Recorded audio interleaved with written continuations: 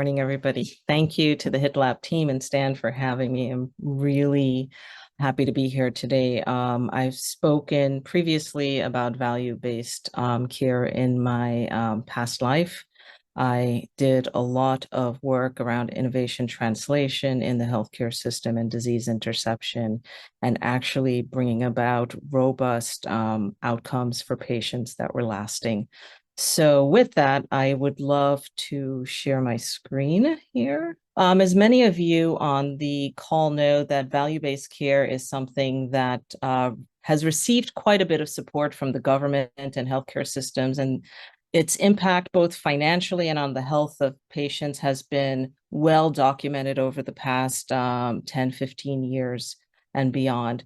There are significant programs that the federal government has put in place to test and iterate on the incentive models for value-based care. I will not go into those today, but I wanted to talk more and give an overview of the background and the context in which we're operating as innovators and supporters and influencers of innovation within the healthcare ecosystem as it's navigating this new horizon.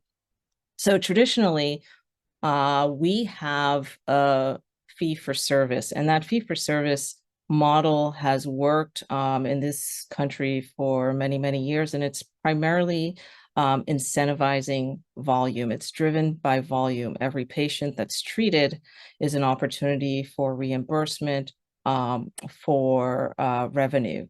The value-based model is very different in that there's an incentive based on the preferences, the outcomes, and the quality that the patient experiences and also perceives. So some models for value-based care actually considers the patient's happiness and satisfaction with their experience with their physicians and care providers. And so that adds an interesting dynamic in which we are now at the forefront and able to actually deliver care in a more personal manner, in the sense where the patient actually matters and the patient influences the monetization and revenue generation. The ambition of value-based care is actually the ambition of the entire healthcare system from my point of view. So by being centered around patients, the patient satisfaction, the patient outcome, what we're doing is we have to align all of the components of our healthcare system and our innovation system in order to help patients and their providers and this ecosystem realize this goal. In essence, innovation is driving a lot of this. We've got payers, financial systems, we've got care models, quality and experience outcomes, leadership and governance, and also health information, and lots of data analytics that can enable this process and help us navigate. But at the end of the day, the structure of all of this comes down to stratification of patient populations. Traditionally, the traditional model of payments is one size fit all. There's a therapy, there's a standard of care that's applied across vast swaths of our population. Sometimes considering demographics, but for the most part, it is a one size fit all model. The beauty of value-based care and the challenge of value-based care is that we are moving more and more towards personalized medicine and stratification medicine. This isn't anything new. We've got lots of therapies, especially in the therapeutic and drug discovery space, where stratification is actually essential for success. But value-based care has now made this more important. And I wanted to talk today about some of the challenges in that stratification. So overall, there are many challenges in implementing value-based care. There's the financial risk and unpredictability, because no one's guaranteed, regardless of their effort, that the patient populations will improve. And so if incentives are tied to outcomes, there's no guarantee of that. And so there is significant risk. There's regulatory and policy uncertainty, as I mentioned earlier. There are tests and models that are being developed at many levels of the government and also with private payers on how this whole system is going to work and what are going to be the best standards of practice.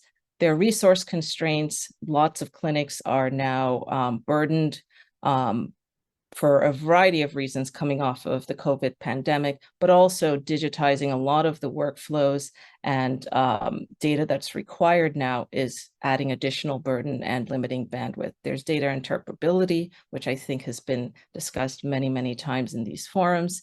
And then there is just the challenges of technology and innovation adoption. In addition to all of those challenges, we have the perception, which is not listed here, of the patient as they're navigating this. The patient is going to be experiencing changes, and the providers have to help the patient navigate this new way of considering healthcare. Now, with all of these challenges, there are tremendous opportunities. There is the promise of driving health equity, which has been a challenge in the US healthcare system from its inception. There's the opportunity for more enhanced care coordination, more robust 360 view of a patient and their problems, not just looking at one particular indication, but a holistic view of an individual's health. Now, with that, looking at the holistic view of an individual's health, we need innovation because the current methods that we have are not sufficient. That's very, very clear. We need digital tools, and I know there's a lot of mention of AI, and a lot of people are tired of AI, but there is a tremendous, tremendous opportunity, and I believe we are on the verge of incredible things, incredible way of the public and our healthcare system engaging with digital innovation. And we can be part of the conversation that the larger culture is having around AI. So generally speaking, digital tools for value-based care come in many forms, but most of it is centered around improving workflows and stratifying patient cohorts and tailoring the therapeutic or the care to those particular patient cohorts, and also monitoring. So there is workflow optimization, there's data collection, there is patient user interfaces, and there's iteration tools for iteration and optimizing that are very much part of the value-based care ecosystem. There are many, many roles that digital tech can play, which many of you already are very well aware of. Top of mind is data analytics, artificial intelligence, price transparency, data warehousing, and population health management tools, because a lot of the payers are not just looking from an individual perspective, they're also looking from a population, because that's where the real value will come in. The main challenge to all of this, as I mentioned earlier, is that there is significant heterogeneity and multi-dimensional diversity. Traditionally, when we talk about diversity, you think of demographics, class, and race. And indeed, these disparities have been well documented. Women, for example, looking at this slide, have a 20%, actually, women report 20% issues with their providers in terms of communications. Black women, for example, are nearly 2 to 3 times more likely to experience mortality during childbirth. These disparities are very well documented. And in fact, the system that we will all be operating in is going to have to address this, as HHS and the federal level is very much focused on identifying drivers and incentivizing solutions. The issue with stratification and diversity, as we are currently discussing it, is that it's missing lots of aspects of diversity. Diversity and stratification can happen along many different lines. Biology is one that we're very familiar with in the therapeutic space. Social factors such as background, socioeconomic, geography, etc., have played numerous roles. However, there's one that I'd like to highlight, which is here, the psychological or psychoanalytical aspect, dynamic aspect of diversity. So there are differences in learning and memory, attitudes and beliefs, personalities, behaviors, emotions, lifestyle, etc., preferences.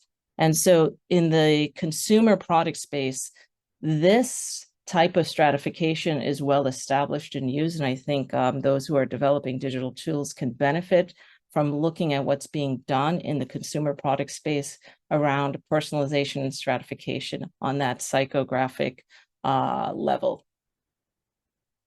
An example of the benefits of personalization around this psychographic level could be seen here in this McKinsey summary of a McKinsey report.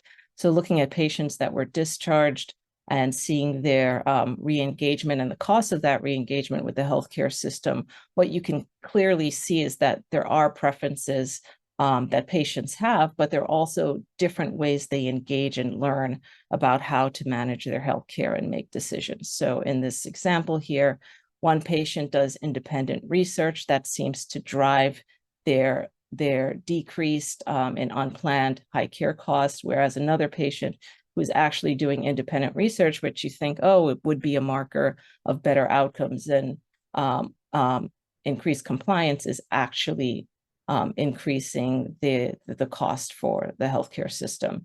And so what you can see here is an opportunity to identify who would benefit more from particular types of education and particular type of engagement. So based on this report, I encourage those of you who haven't seen it to actually just dive into this. It's a wonderful McKinsey report about the impact of personalization and looking at dynamics of provider and patient engagement. Another example of this in which personalization can help, and I believe I presented this last year when I spoke at the HITLAB Symposium, is that when patients are engaged with their physician, there's a lot of psychology that's happening. And in that psychology, the patient is usually interpreting the provider and the provider is interpreting the patient, and that interaction can actually fuel understanding by the patient of what they're supposed to do, what their indication is, and actually or disengage their level of willingness to participate in the healthcare system. As you can see, it's something that I'm tiptoeing around, but this is one of the more, I think, contentious issues in which we think about implicit bias that is affecting how patients engage with their providers and with the healthcare system. And so by being able to monitor and segment the performance, the style of those interactions, we could actually create training programs and iterate on better engagement and better outcomes. So to wrap things up, there are some basic key strategies to employ. As I mentioned, this is just a very robust, not robust or brief overview of value-based care.